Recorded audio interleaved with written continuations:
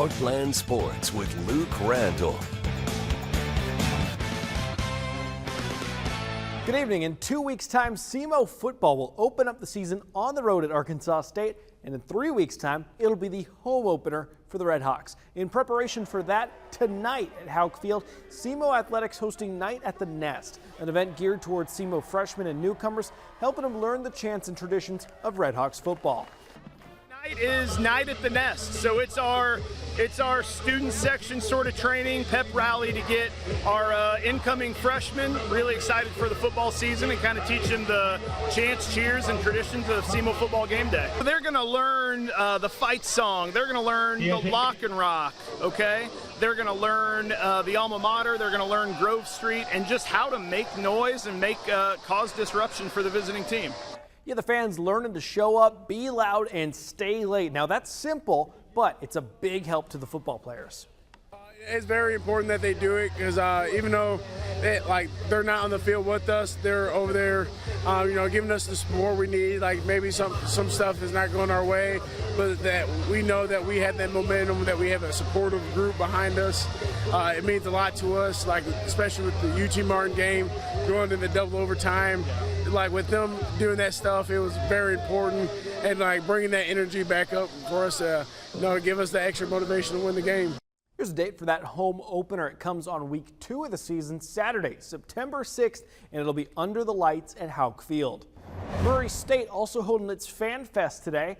Racers were treated to part of a football scrimmage as well as appearances from the volleyball, soccer teams, and also Racer 1. Now the Salukis, Southern Illinois, will hold their Fan Fest next Thursday. It'll be at Saluki Stadium like normal, and it's a chance to meet the players, coaches, mascots, and more.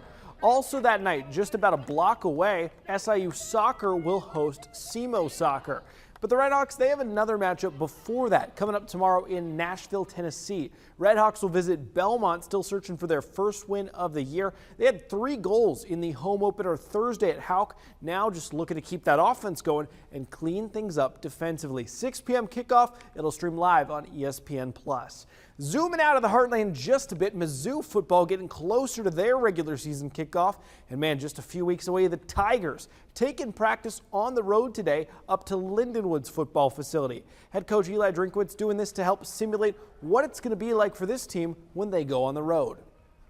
I wanted to see from a mentality standpoint, would we start fast? Did we have the right mindset? Did we come out ready to play? In a road game, you can't ease into it. You look at our poor performances last year, 3 of them on the road. We were really, really slow, and that can't happen. We have to start fast, and that's something that you can learn now and apply it instead of having to learn after you go on the road.